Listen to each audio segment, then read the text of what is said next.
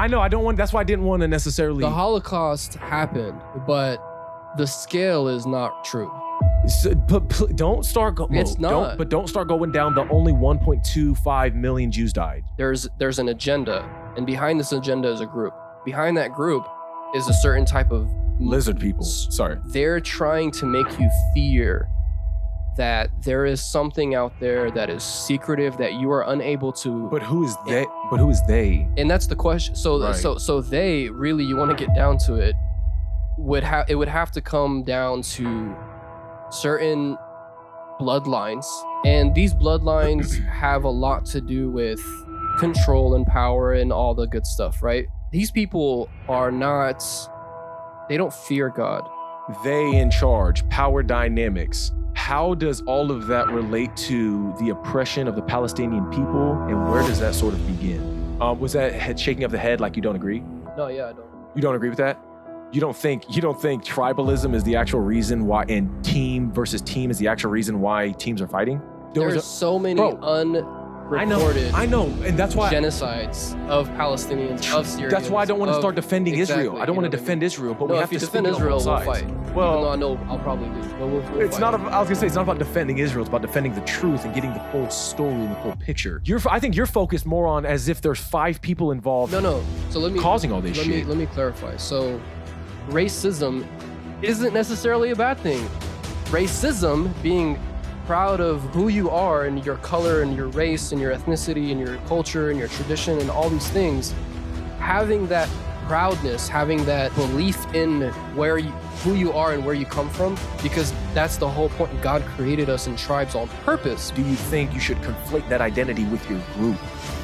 Conflate? What do you mean? Do you think because you're Palestinian that you should nearly identify or associate everything that's most Sabla with Palestine? No, that's impossible. I couldn't. So with respect to Mo Sabla, you're more than just Palestinian. Absolutely. So your identity isn't just Palestinian. And my point is... No, it is. Oh, so this feels like I'm Patrick. It feels like you're Patrick and I'm Rayman. This is your wallet. The reason I say that is...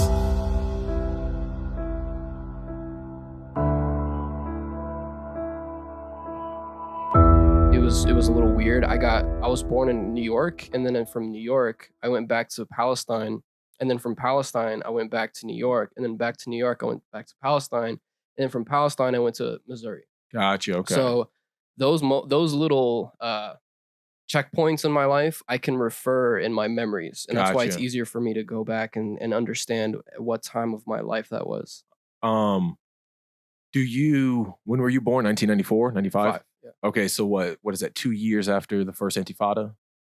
Something like that? When was That's the first a good Intifada? question. 1987 to 1993, I think. My brothers would kill me since I don't know, but I don't know when the Intifada was. So I'm 99% confident it was from 1987 to 1993. You might be right. Yeah, I mean, we could go into the whole... Let's go, yeah. Okay, before we go in... Whatever. I got time. Was your family leaving Palestine a result of the first Intifada, you think? No. No? Okay. No, my family left because my dad wanted a better life. And it was that whole immigrant For sure. perspective. Land of the free, home of the brave. America is this utopia for sure. Absolutely. It's the land of the opportunity is what it is. The greatest there's ever been. Literally. And I think the difference between Palestinians and I guess I shouldn't say that, but Palestinians in general understand the value of the land that we come from. So when people like us come to America, we have the vision and goal to go back and build from there. For sure. So it's like you're using America as a tool to come back to your homeland to build. That's exactly what they did. So how familiar are you with the history of the conflict between Israel and Palestinians in the Middle East? And being Palestinian, I don't mean to ask that like arrogantly or patronizingly. I'm asking it like truly to kind of gauge like not only your life experiences, but which me and Cody referred to this in one of our last podcasts, where you have the empirical evidence and experience versus the rational evidence and experience. And I can experience, or I can understand the conflict from the rational perspective, but you can not only understand it from the rational perspective, being able to rationalize it, but also from the empirical perspective, because you've actually experienced explicit ties to the history. Yes, absolutely. Um, I would say in terms of history, I understand the general outline of my people's history Okay. and Israel's history Could you walk and us through Jewish it? people's history and Muslim people's history. So, and Christian people's Okay, history. well, without divulging So- into like a deep history of all of those. Yeah, exactly. Well, that's the funny part, is that's what Palestine kind of is. It's well- like all that put together. But Well, yeah. if you'd read chapter 3 of my book, you'd realize the majority of that entire because it's it's chapter 3, which is divided into 5 subchapters, and each subchapter has 2 subchapters essentially: history and religion. Mhm. And I go from Mesopotamia to Egypt to Judaism to Christianity to Islam. Right. So yeah, I'm just saying, That's- like, And then that's the thing. A lot of people can't separate Palestinians from a religion, and that's what they should do. Because what's funny is, but it's the opposite with the Jewish people, right? It's like It is- yeah, it it's is. the exact opposite. it is. Yeah, it's the association of religion with the ethnicity. Yeah, and you know, that's actually the problem is when it comes to Jewish people, we have lived alongside them forever there in that Fertile Crescent is what we call that land, right? The Fertile Crescent. At what time frame around is this? From Where you're talking about at one point in time we were living alongside the Jewish people. Yeah. Like around what time is this? This was before the inception of Israel, which was 1948. Of course, right. So Which is their independence, but is your Nakba, right? yeah, and when they say independence, it's like, That's what well, I'm saying. That's why for you guys, it's not independence. It's not. Because how many Palestinians were displaced right after Countless. 1948, right? Yeah, countless. And it gets really deep. It gets to geopolitical, and Right. the thing is, there's an agenda, and behind this agenda is a group. Behind that group is a certain type of Lizard people. Sorry. money structure. For sure. And behind that money structure, there's a few people left, right. right? And then, you know, you sound like a conspiracy theorist in back in the day, right? But now it's like kind of like common knowledge. Well, it's certain way. facets of it is common knowledge, but Right. there are still people who think it gets to the point of Illuminati and lizard people, and Right. that's where it gets stupid. Well, that's what they want. And that comes back to Tupac Shakur. Shout out to Tupac. And Tupac What? made the last album Illuminati because he's telling people kill the idea of the Illuminati. Because if you think about it, all that bullshit, the Illuminati and all that, that is they're throwing it. The reason there's so many subliminal messages and there's so many imagery and there's so much satanic imagery and hidden here and there and all this other stuff, right? The reason that that's there is because you're supposed to notice it. They want you to see that. They want you to Who's they? theorize about it. Who's they? So what I'm trying to say is to kind of encompass that point I'm trying to make is what Pac was trying to say. They're trying to make you fear that there is something out there that is secretive that you are unable to. But who is they? But who is they? And that's the question. So Right. so they really, you want to get down to it, would have to come down to certain bloodlines of people, Okay. I got you. right? So you talking like Rothschilds, all that sort of shit? The bloodlines, yes. And these bloodlines have a lot to do with control and power and all the good stuff, right? And these people are not, they don't fear God. When you have a certain level of wealth, you're gonna get to a point where you're gonna be challenged on every single moral aspect you thought that was ingrained in who you are. When you have all the money in the world, when you have no repercussions for your actions, when you have all the power, all the connections, when people are saying you need to make a decision that's going to affect and have a ripple effect on many countries for many generations for many different reasons, there's a certain power struggle in your mind that becomes real for a lot of people. And most people can't handle that responsibility. So most people turn evil, is what I'm trying to say. The human condition will, you'll eventually become evil if you don't have fear of a higher power that keeps you in check. You know what I mean? For sure. That's the whole story of Moses on the Mount, though, the Sermon on the Mount, of him coming down and seeing everybody worshiping what? Idol imagery, a golden bowl, materialistic stuff. It's all because they didn't have a fear of God. It's and that's the human condition. The imperfect aspects of the human condition. Bro, you need to just read my book. Like literally all this shit's in the book. That's why I respect that. Not the Illuminati stuff, but I knew, and we've had a lot of like proxy convos about this because you mentioned to me what you wrote about, and that's why I've always understood what level you were trying to think on. And that's like being a Palestinian, coming back to that, you are in the middle of that storm of what's happening and that what's been happening.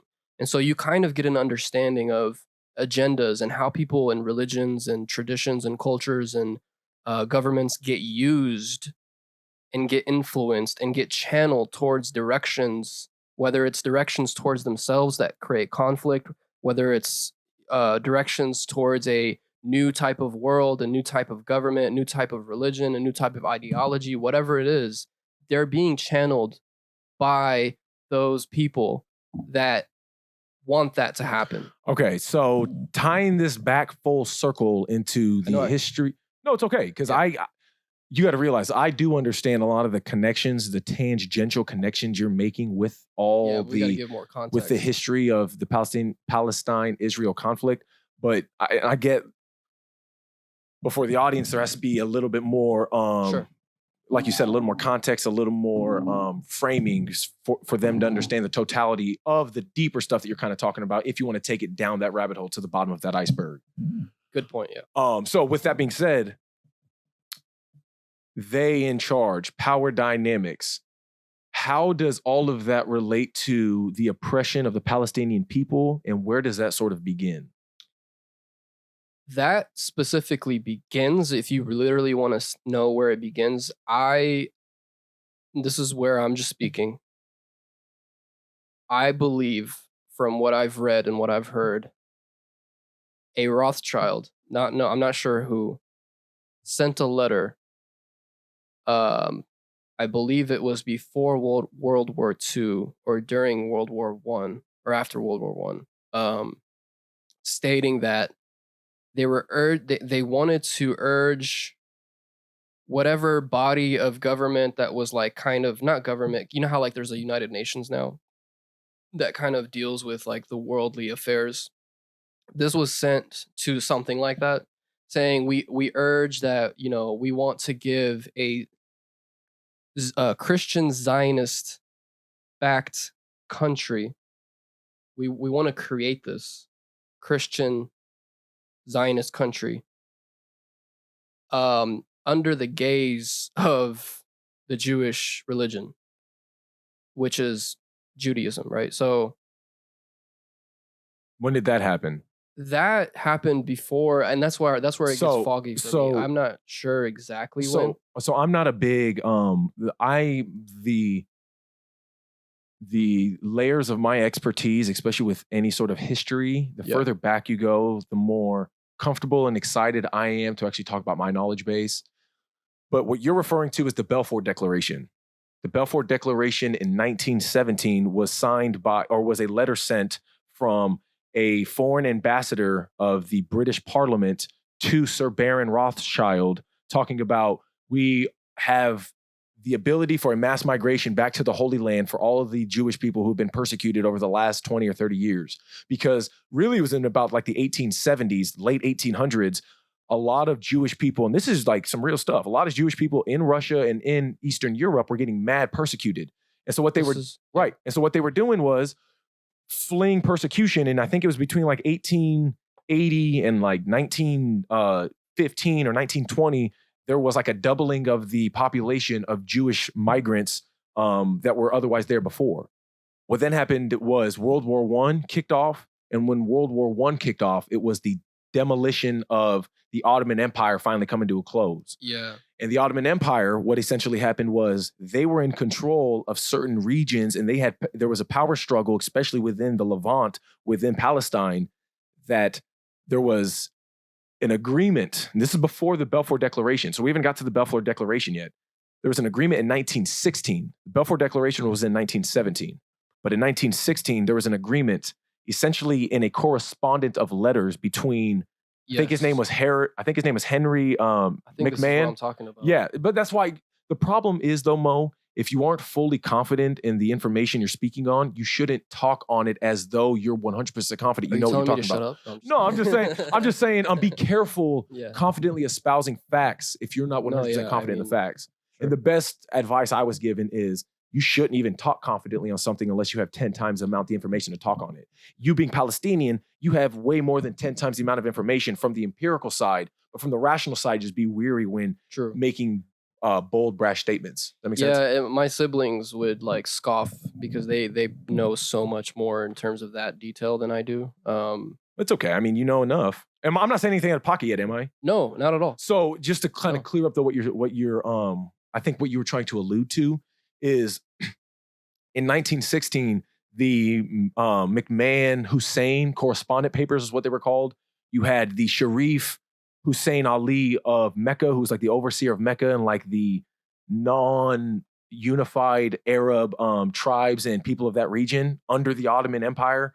So the Sharif of Mecca was essentially corresponding with the UK in these papers with one of the colonels or one of the head ups of the British Army to the Sharif of Mecca to Hussein was, we will give you guys specific land within Palestine, and we will acknowledge you as as an Arab state, as the state of Palestine, if you rebel against the Ottomans for us and quell their power, so we can then come in and take the land. Yeah, and what right did the Brits have to even have right to that land? What they were doing was, but what the Brits were doing is they weren't trying to claim the land. They were They didn't want the problem. No, but they didn't want that problem. So they promised the Arabs. Right. They said, "We'll give you this land if you help us get rid of the Ottomans." Right? Mm-hmm. But what the Ottoman Turks? But what ended up happening is that same exact year, the French and the British signed a secret treaty. This was called the Sykes-Picot Agreement, and the Sykes-Picot Agreement was again a secret treaty signed, which also had like Russia involved, Italy was involved, and what it did was it said, hey, remember that land we promised Palestine and the Arabs? Yeah, we're going to essentially give that to us, the British, and some of it to the French. And as a result of the Sykes-Picot Agreement, in 1917, once the Ottoman Turks were kicked out, once their power was quelched, once their power was diminished in that region, and they were kicked out essentially, in 1917, there was word from the British Parliament that signed the secret treaty that there was going to be British land in Palestine. So the Zionist movement that started 20 years earlier in 1987 by some guy named Herzl or something, essentially said there's land that was promised to us, the British, what was originally promised to the Arabs if they would have caused the uprising, which they did, but we're going to give it to the immigrating Jews, that was the Zionist movement, to the immigrating Jews coming from Eastern Europe and Russia down to the Holy Land. And so it was a false promise that was violated from an original promise earlier that year in 1916 that was substantiated by a letter that you were talking about, the Balfour Declaration, that was a promise from a foreign ambassador of Britain to one of the prominent leaders of the Zionist movement in Sir Baron Rothschild, promising the land to the Jews after 1917, after it was signed in the Sykes-Picot Agreement. Interesting. Does that all like everything you were saying, I've heard, you've come across before. Yeah, and it makes sense when you.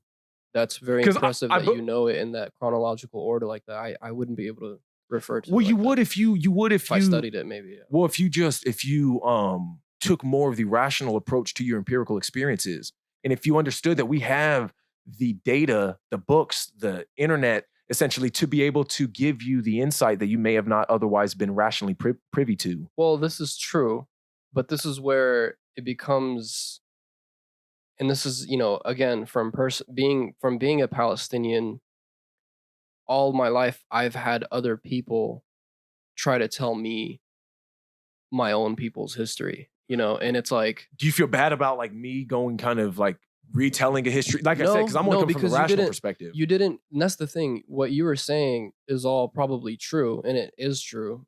However, none of that has anything to do with my people's identity and who we are, Of right? course, no. I know, and Yeah, I was trying to get full. I was trying to get to how it started and where we got to, but that's a small part of the beginning. We haven't even gotten to the actual conflict. Right. And I appreciate that. And that's the thing. You're giving the real context about what led up to the inception of Israel. And again, I don't know too much, but I know that the word Palestine was given to us by the Romans, right? That's from my understanding. So, or they named us Philistines or something like that. Kind of. And again, that's where having complete information just makes you more prepared to fully understand the full story rather than just one side, especially when one side, and I'm not saying the Palestinian or the Israel side, I'm just saying each side has their own respective data that may be over-conflating each perspective. Okay. The term Philistine comes from technically Peleset, which is an Egyptian term. And again, bro, read chapter 3 of my book. Like a lot of this stuff's in there. When the Bronze Age collapsed by the Sea People, and in the Bible, when they talk about the Philistines, there's technically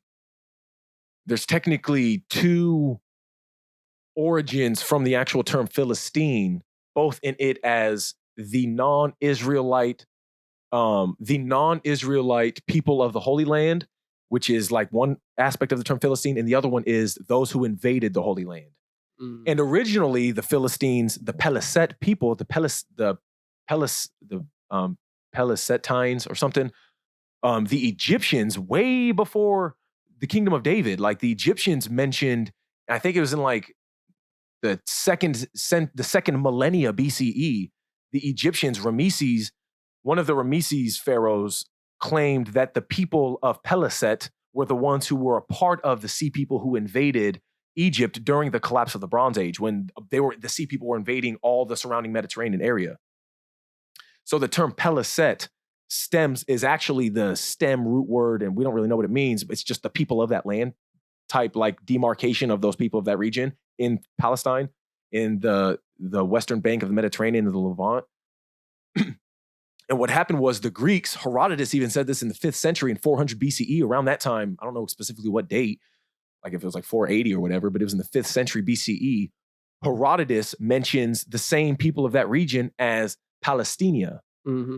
And so then the Romans, what they eventually did, whenever they conquered the Jews of that region, they started claiming that land for how the ancient people would claim that land, which was Philistina, Peleset. So they called it Palestina.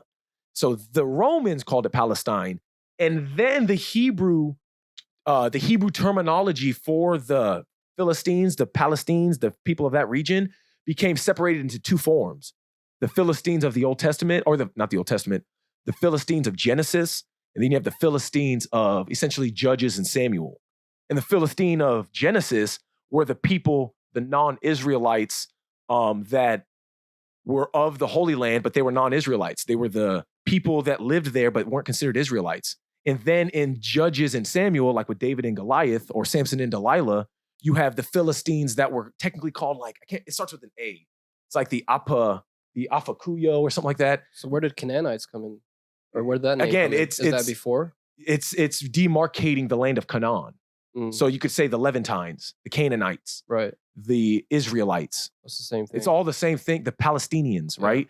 But specifically the word Palestine, Philistine, comes from an actual historical term that was non-Jewish, non-Hebrew. It may have been Aramaic, but it was non-Hebrew because the ancient Egyptians, claimed them as the Peleset.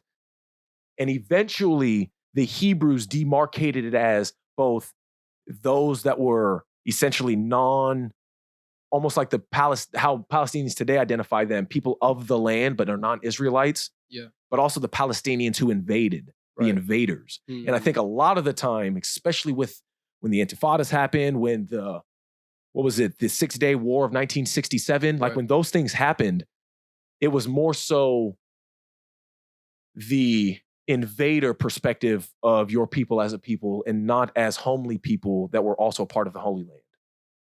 Does that tie into sort of the history of? Yeah, that's my understanding of Philistine. That from the books and stuff I've read. And so like that again, yeah, you do a good job putting all of that into context. And I think what's important to highlight is when you look at a people like Palestinians that have lived there for centuries and generations Right. after all that crazy ass history Even happened. Jewish Palestinians. Because let's be honest, yeah, I mean, that's that part of the world is where the Crusades happened. You know, Right. that's where so many different things occurred. It's where civilization started. Right? I mean, kind of. Well, not kind of. If we're talking about the entire I thought Fertile it was Crescent, like Nubians. That's where like the first sort of no, Sumer is where most archaeologists ascribe the beginning of civilization to, even though Really? neo-archaeologists kind of ascribe it to northern Turkey, like Göbekli Tepe and all these other northern. So this whole time it's up there, not down next to Egypt. I thought it was like Africa. So Africa is where we all came from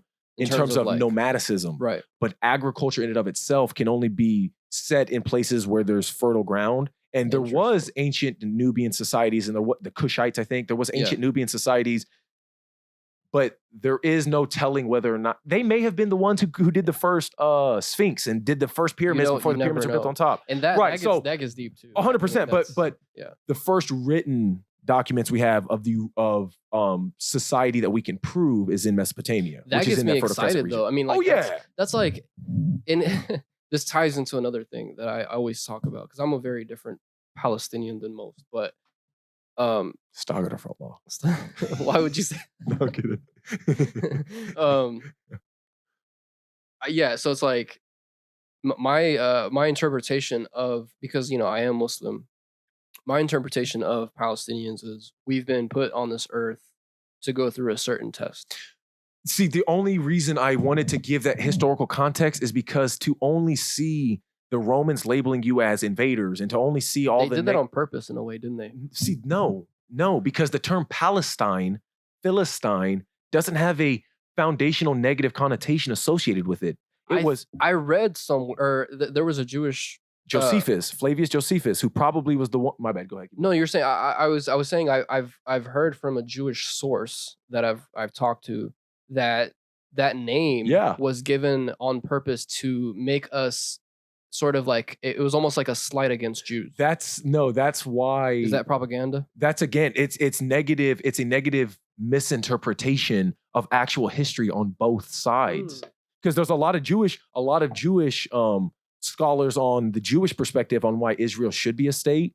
They'll claim that the Romans, essentially because of Josephus Flavius, named it Palestine to spit on the people of that homeland. Even traditional Jewish people of the land who consider themselves Palestinians were essentially being smacked in the face with their own term. But no, that's only if you look at it as the invader term. The Palaset people were the people, non-Israelites of that land, which is what Palestinians are. What we are, yeah. You're Levantine Arabs of that region.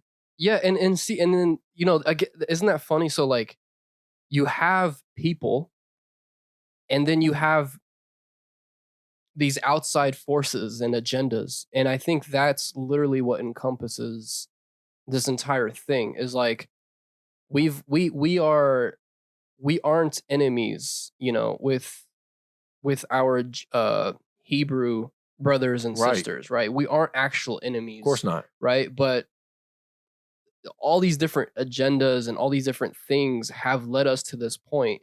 And it's the Palestinians are the natural allies of all the oppressed people in the world. Every single oppressed people in the world, we are your natural allies. And that's why I've always been passionate about Black lives and the injustices here that happens towards Black people. And it's because I know what it's like. Right, I'm not Black, but it's actually, and I've gotten like in arguments with friends about this. Black people are the most oppressed people in the world. Why do you say that? Because there is a prejudice against Black people in every culture in the world. Why Black people in particular, and why do you say that? And that's the question. And I think throughout history, in a way, Black people, because of their skin color, I feel like have been looked down on. And maybe it's out of all types of reasons, but from my experience, because like this is where people get it effed up, right? They look at America, and if they've only lived in America, they think, Man, we are racist as fuck. Not, Trust me, bro, you're not. You go to a different country and see how racist people are towards black people. Like, see how much shit people are talking. Well, what about South Africa? That's a whole nother story. Like that, Right. the apartheid and all that happened there. My point is, I think it's disingenuous to give anybody the ultimate label of victim. That's fair. And I think it's being black. I think it's more harmful to the black community to give us this label as the most oppressed. Because I think everybody has their own respective level of oppression. Yeah. And I think it's just more evident or more amplified because America has a specific racial relationship between white people and black people. This is true, and I'm actually glad that you're being the opposite of what I'm saying, because I just think there's not enough representation of what I'm trying to say, which is like, just know that there are a lot of other parts of the world For sure. that are much more racist towards black people than any other race. That's what I'm trying to say. Dude, I will argue any white person, any black person, any minority, any person who's oppressed on this topic. As a mixed biracial kid, I was always too white for black people and too black for white people. I've heard Logic say that. So yeah, well, what's messed up is when Logic first came out, I was like, man, that's a good name to be a rapper. I kind of like that name. And you're mixed, I don't like this. But it was cool because I finally had somebody represent me. And I've never felt like I was a part of a team, because literally every time I go into the inner city and play basketball, I was a white boy. Mm-hmm. Every time I would talk naturally to my white suburban friends, I was considered black because I had a little Ebonics in my speech. That's fair. So I think when you talk about black people being the most oppressed, well, then what are mixed people? Because I think we're more oppressed than black people because we get it from both sides. Now, I don't think there's the same history, because I don't think mixed people have their own history. But I think deep down, mixed people's history is literally deeply intertwined with black people's history. So the discrimination factor, 1% drop rule or whatever, it's like no matter what, if you had a little bit of black in you, you were considered black. And this is where I like that, you speak off of reality, because when you do think about it, as a mixed person, you have to deal with every side of the pond in terms of like the judgment, right? About you're saying you're too black for white, you're too white for black, stuff like that. Team, no team is what I call it. Yeah. So, and the misfits. You know what I'm saying? I mean, there is no I mean. It's straight, except for it's Idi I mean. That's a whole nother conversation. Wait, right. That's a lyric or something. What is that? Well, you're thinking of Rakim, blow it up like Idi I mean, you know what I mean? But Idi I mean was a terrorist, I think. Oh, terrorist. Oh, no, I'm just kidding. Funny. But not that, yeah. Quotations. Well, I mean, the motherfuckers in the Munich massacre, like, they were terrorists, you know what I'm saying? Killed a bunch of Jewish people in the Olympics. Like, it's not, but guess what?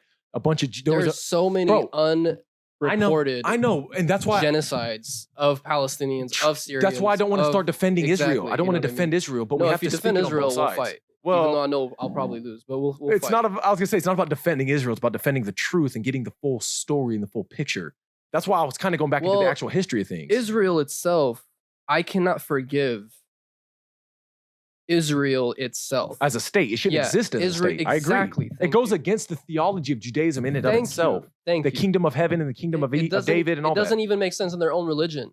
I agree, which is why I think you're kind of alluding to it being a Christian Zionist country. It is. Right, but it's all about land. So when did that happen? Used. So when did that happen again? Let's kind of go back into the context of how we even got to this point.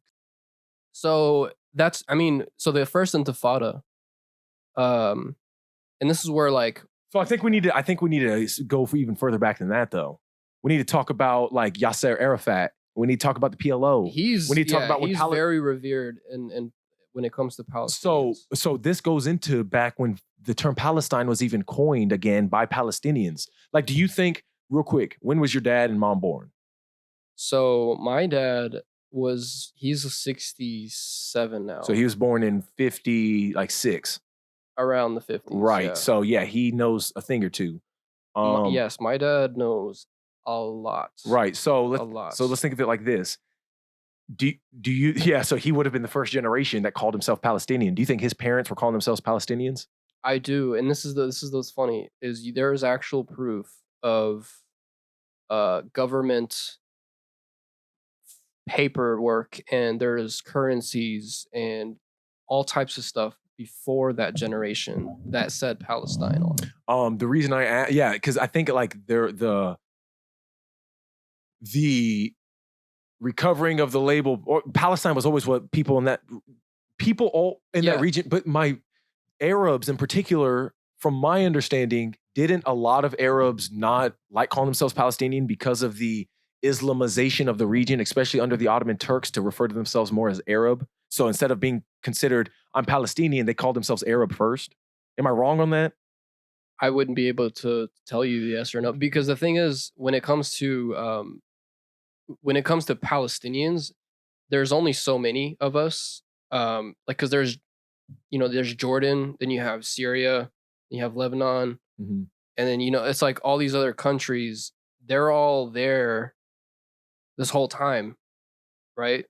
But Palestinians in general, when it comes to my people, like where I'm literally from, I'm from a town called Ain Yabrud, and it's right next to Ramallah, which is like a big city. Where at geolocally? It's more by Gaza or no? It's northeast of Jerusalem. Oh, okay. So kind of by the Western West Bank. Bank. Gotcha. Okay. Yeah, it's literally about 15 minutes from Jerusalem. Gotcha. Okay. And that area of land, when you go to my town, there are generations upon generations that go way before the 1900s. Right, literally. Of farmers and the indigenous people that literally lived in the tents and that had the sheep and the all the things that you would think existed back then for someone in that time.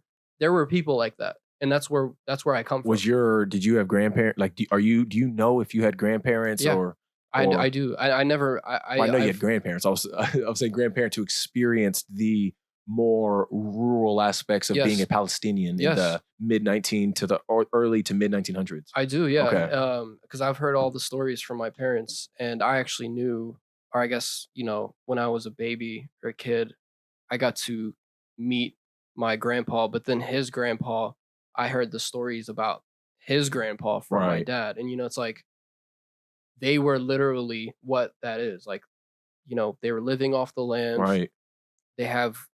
They're just honest, hardworking people. That's it. That's all. That's literally all it is. Like, so, again, let's go back a little bit just to give more context. So, 1800s, late 1800s, there was Jewish persecution in Eastern Europe and in Russia, essentially. So there was a mass migration of Ashkenazi, I think that was the term for them, of those Eastern European and we Russian. By the way, we welcomed 100%. And there was, under Turkish Ottoman rule, there was more or less peace amongst the Christians, Jews, and Muslims in the Palestinian region. Absolutely.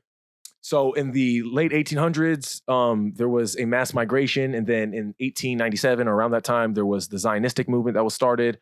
And then you have, fast forward to World War I, there was false promises made to Arabs of the Palestinian region and also to ethnic European Jews. And this is really where the tide turns because of that lie, that violation of a verbal agreement, essentially, between the Arab Palestinian people and the Brits at the time. That violation of an agreement then allowed for the Balfour Declaration, which hyped up and incentivized especially British Zionistic Jews, but Jews all over, especially European Jews, to migrate to the Holy Land. And I think it was between 1922 in 1937, the population of non-Palestinian Jews rose from 10% to like 27 or 29%. When? From 1922 to 1937. Yeah, that makes sense. And it was around right after the Balfour Declaration, right, and the big mass migrations.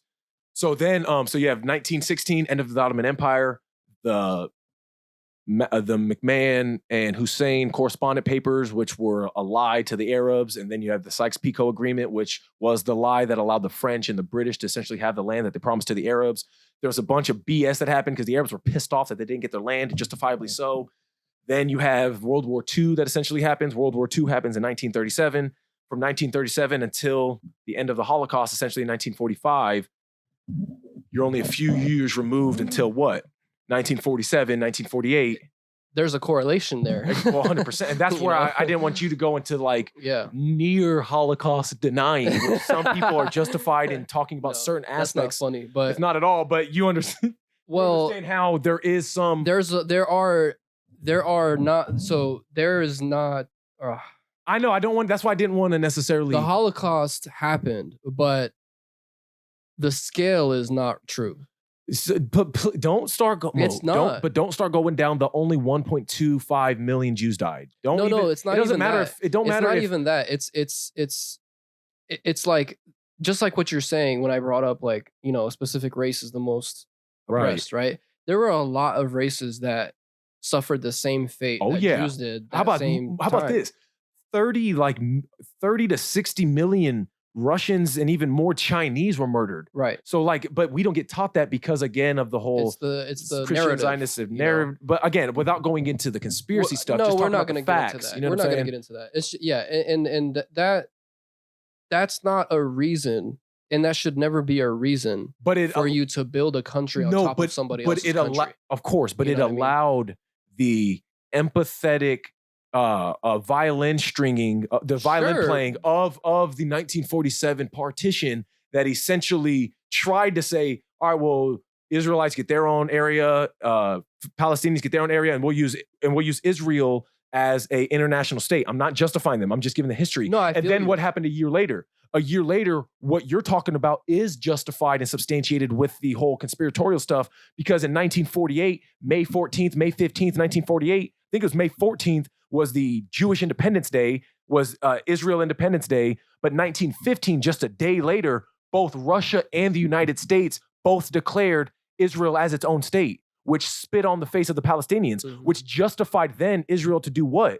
Start pushing out all the Palestinians in 1948 with the American Nakba, equipment. which was the Nakba, right? Which was the, what does that mean? The Nakba is like the day of, it's like day of horror. Yes, it's the exact opposite terminology for what the Israelites term that day, which is a day of independence, a day to worship. Right. So, but given that context, you then understand at least how we got to that point, because then from tragedy, I believe. Yeah, I think it starts with a C. I think it's actually the day of like consequence, or the day of it's the day of catastrophe. That's exactly what it is. Yeah, catastrophe. So 1948, you have the day of catastrophe, right? Mm-hmm. And then from 1948, there's about a 20-year gap until you get now we're getting into the 1967, when you get the 6 Days War. Right. And then you get the Israelites essentially winning. And because they won the 6 Days War, they went hella heavy, and they started pushing all over into Syria, all into the Sinai Peninsula. The whole Sinai Peninsula they pretty much owned. Yep. And then what happened from 1987 to 1993? The first Intifada. Right. And then I think it was the Oslo Accords or something that was signed in 1993, which Israel essentially then said, all right, we'll give some of the land back.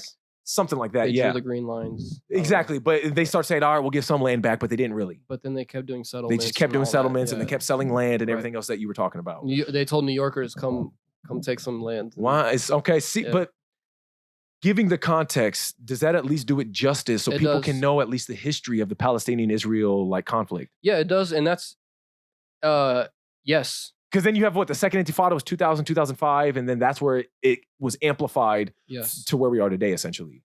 Yes, exactly. And again, it's like when you, so to relate it to some listener out there, if you're an American living here, it's like, well, imagine somebody coming to your land and then you're just like, well, all right, we're not dealing with this anymore, and then you fight back, right? And then you lose, and then all of a sudden now you're under occupation, right? And so that's giving context to the Intifadas. Right. And again, I want to make sure when we're explaining this that we're giving the audience a little bit of context. And I appreciate you. I mean, the fact that you know all this is very respectable. But we used to talk about this back in the day, remember? I know, and that's the thing. We were like 14, and I still can't even regurgitate it all and spit it back like the way you do. I can't, but I can only, like you're saying, that other part, I can only speak from my own empirical evidence of where, because I lived there. Exactly. I literally used to walk out as a child to my front porch, and there would be jeeps of Israeli soldiers sitting in the front of my house, chilling, while my mom's picking,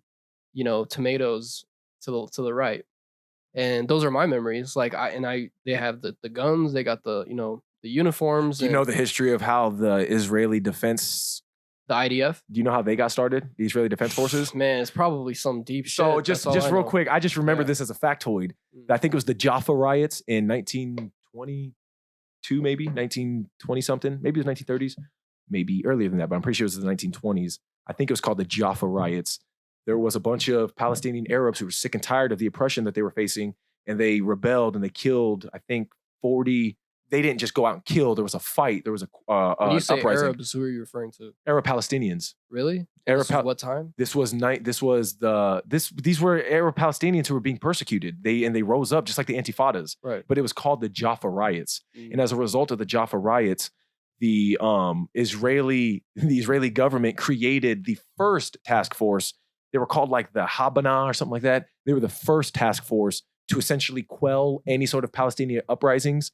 And then it wasn't until post 1967, after the 6 Days War, I think, is whenever the actual IDF was established. But just give a little history to the IDF, and that's why the reason Israel justifies genius, exactly the exact word I was looking for.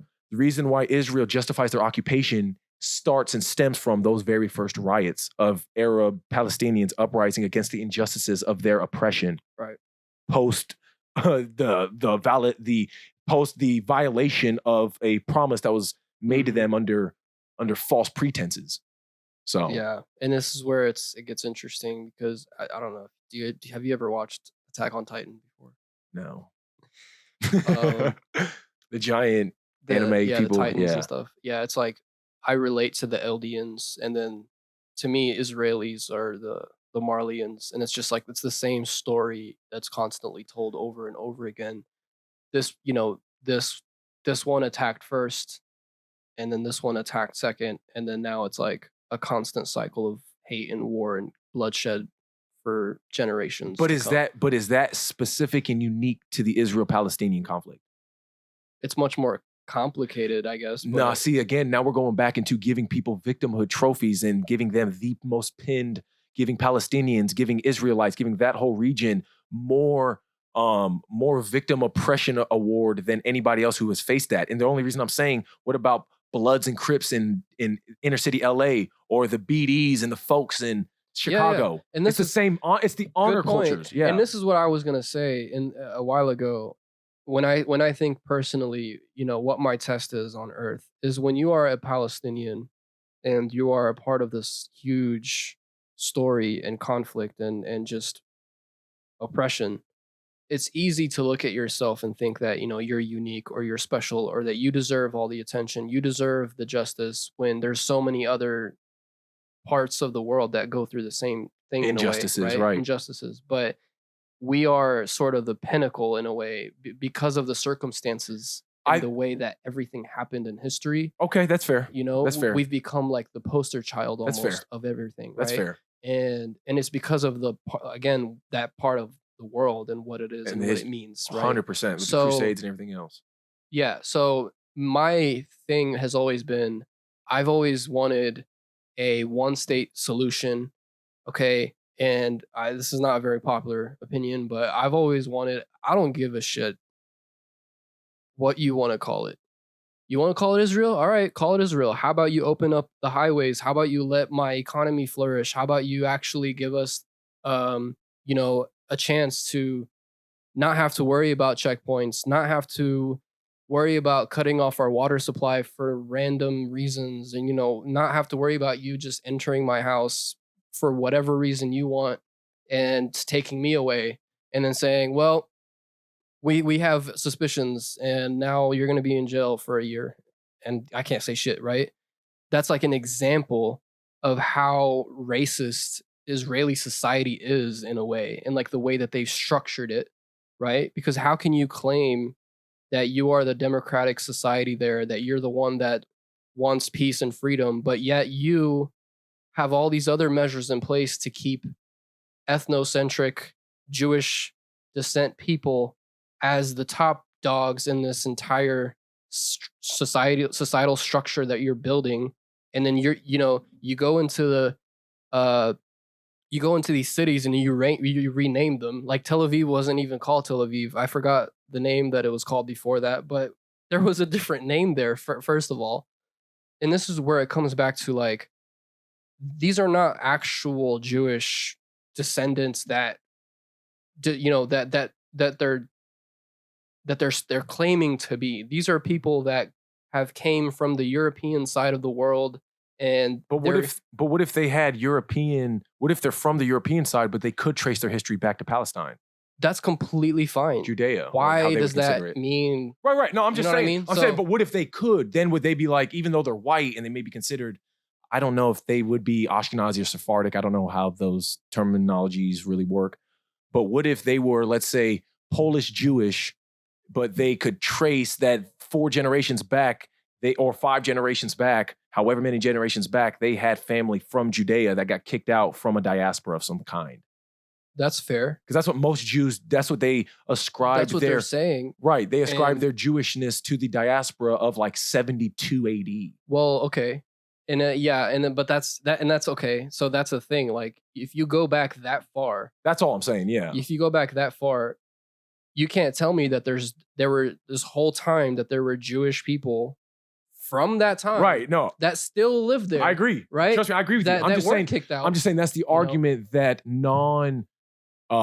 non-Philistine Jews would try to argue to justify their Jewishness being from Judea before. So come through, 100%. come through, build your house legally. Right. Exactly. And that's where it all boils down to is the Right. legality of It's like- of the occupation. Exactly. And that's, that's where it gets, yeah, you're on the wrong side of history. I don't Right. care who you are and what reason you have. Israel's on the wrong side of history, and they know it, and it's like, we're at the point now in time, and especially now, everything is kind of speeding up. The world is starting to see and understand that it's about resources and power, and morals don't really matter as much as people think they do, as long as there are systems that exist like they do now. Nothing is going to actually change. It's just the way it is. I think a lot of this boils down to, you keep saying a lot about my people, them, us, they. Kind of when re-referencing when we talked about me being biracial, being team, no team, I see it almost childish for people to be so identified in their group. I'm glad you bring that up, because I have Okay, good, because that's actually the problem when it comes to the no peace in the Middle East, racism in the United States. Mhm. Was that shaking of the head like you don't agree? No, yeah, I don't. You don't agree with that? You don't think tribalism is the actual reason why, and team versus team is the actual reason why teams are fighting? I think you're focusing too much on the tool and focusing less on the perpetrator that's using that tool. No, I'm not. Because human beings. I think you're focused more on as if there's 5 people involved. No. So let me causing all this shit. Let me clarify. So I think it's extremely important to have an identity and identify with that specific identity. I agree. Right. So okay, I'm glad we're on the same page. But do you think you should conflate that identity with your group? Conflate? What do you mean? Do you think because you're Palestinian that you should nearly identify or associate everything that's most Sabla with Palestine? No, that's impossible. I couldn't do that. So with respect to Mo Sabla, you're more than just Palestinian. Absolutely. So your identity isn't just Palestinian. And my point is, no, it is. Oh, so this feels like I'm Patrick. It feels like you're Patrick and I'm Rayman. This is your wallet. Listen, the reason I say that is this comes down to like DNA. That's your identity. Okay, but now we're talking about ethnicity. Yeah. So ethnically, you're Palestinian. Yeah. You'll never change that. No. But to even call yourself... I wouldn't look like this if I wasn't Palestinian. 100%. And I wouldn't look the way I look if I wasn't a biracial product of if I wasn't a mulatto byproduct of multiple different You're races. A hybrid. Just you know what I mean? I think the problem is, Mo, we get too caught up in the extremes. And I'm not saying it's bad to only... This is ingrained in our society. And that's what I'm saying, even you and I in this conversation. I'm not saying it's bad to be Team Palestine or even bad to be Team Israel. Yeah. I'm saying it's bad if the crux of your entire identity revolves around the team I that you agree. ascribe to. And I'm saying that as somebody who's never been a part of a team. I agree. And I had to find my own identity, which was a very, very struggling and I'm trial and tumultuous thing for me to do, especially having no team to identify with. If anything, the teams I thought I identified with never allowed me in because I wasn't black enough or white enough. In retrospect, I went through that in a way. Personally. Like not being American enough or not being Palestinian enough? Both, literally. Right? That's fair, because I assume as an American Palestinian, I mean, you two homegrown Palestinians, you're two American, and dude, here you have no, yeah, exactly. that makes sense. And you saw me walking around the hallways back in high school. You know, I mean, I was not, I couldn't identify with anyone at that point, right? But Like you could identify with Arabs and immigrants, couldn't you? At that point in my life, no. I was a completely different person. Okay. I was actually a very spiteful person, as I'm sure you can probably remember some things I used to say. Oh yeah. I was very spiteful towards identity. I was very spiteful towards religion. That's fair then. I think it's disingenuous for me to. It's almost like me playing the ultimate victim card, being like, "Well, you don't know what it's like to be team no team because you at least got Arabs." But it's see, like, you're smart enough to understand that quickly, okay? And that's cool, and that's great. And I agree with your intention about where you were going with that, because at the end of the day, we are all the same, and that's how it. We're all team human. Yeah, right. And this is actually. Have you ever played Halo? Oh yeah. I did a presentation on this in college. Crazy. I had some balls doing that on Halo, and I stood up there and I was like, "All right, when you look at all the races, or all the alien races in Halo under the Covenant, they all achieved such a magnificent, organized way of existence, of achievement, of a direction, because they had a blueprint, which was the Covenant, right? They had the prophets, 100%. right? These are important. These are important things to understand as a human being, because when you understand that, yes, our tribes are different. Yes, our identities are different. Just like the elites are different from the grunts, and then the grunts are different from the hunters, and they're still part of the same covenant. They're still part of the same covenant, right. And that's why I believe in my religion wholeheartedly, because I want people to know, listen, man, like, that we all want the same thing. We all can achieve the same thing if we're all under the same gaze, under the same blueprint, under the same covenant. Then we're able to become, like Elon Musk is saying, which is an interplanetary species, or whatever the term is, right? We can become that, but we have to have a blueprint, a structure, a framework that we can operate off of. But how do we get that identifying in individual teams? And well, that's what being a Muslim is. That's what being a good Christian is you are sacrificing the self for the greater good of the whole. Right. But every time I hear you, or even when I heard you almost downplay or disagree with me saying being a part of any team, identifying your entire identity with the specific team you're ascribed to is important. But that's the thing. You're saying it's important, but it's what caused Zionism to do what it did to Palestine, and what caused the Palestinians to do the intifadas and to rebel back and cause the back and forth and the back and forth. You don't think it was humans, powers that be, controlling people, and all human emotion 100%. And ego and it's manipulating those. It's manipulating those things. But I'm saying those things, the fact that they can be manipulated is the whole purpose and point. If you, Mo Sabla, identify your identity strictly or more primarily or in its totality with your Palestinian team, then you allow the powers that be to then manipulate you as that person, a part of that team. Generally, you're right. I am not the general majority. That's why I think you should be careful, because it causes cognitive dissonance if you say I am part of the Palestinian movement, but I'm also unique in my own facet. Well, be careful now. I'm not in any movements, but 100%. I'm tell me be careful, watch your mouth. I'm kidding. I'm a part of, I know who I am and where I come from. And the reason I'm saying that it's important for you to identify with something is because everyone has a specialty based on where they come from, based on the generational trauma, For sure. right? And all the shit that bloodline has led up to you, right? 100%. Understanding that and knowing, okay, Is important. I agree. right? And then, but identifying with it means that, and this is where it gets deep, because when people talk racism, when you're racist, and ist is you're implying that you're almost like a specialization, right? You're an ist, you're racist, right? So racism isn't necessarily a bad thing.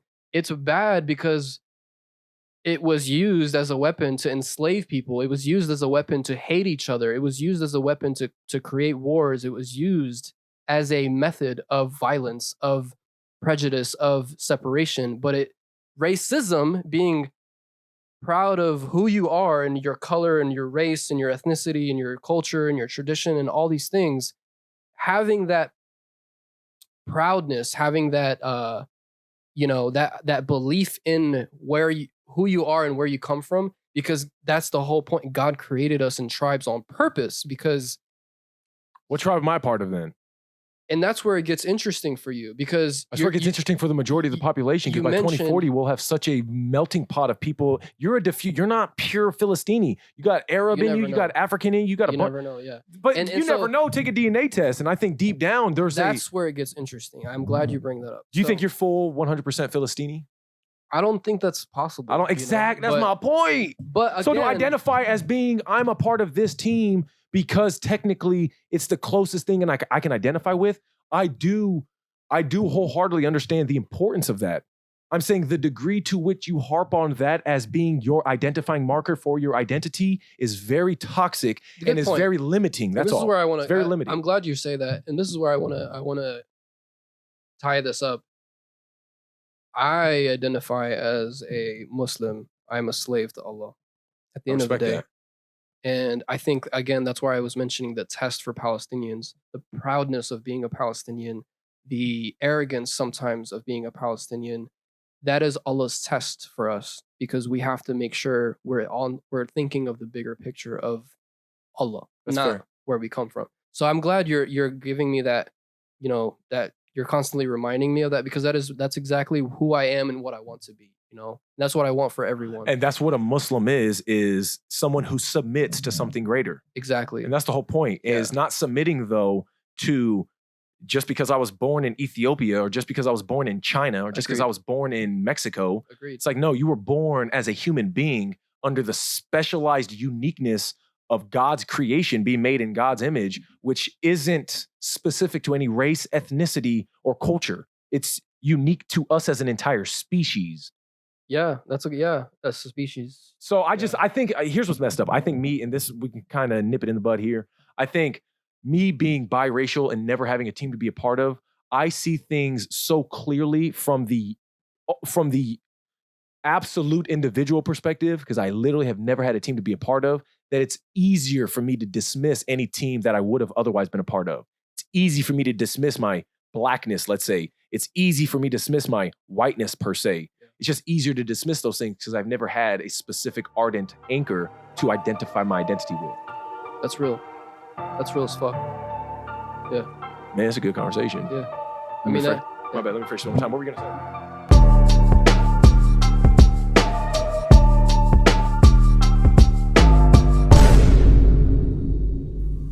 Thanks for watching that clip. This episode is brought to you by Manscaped.com.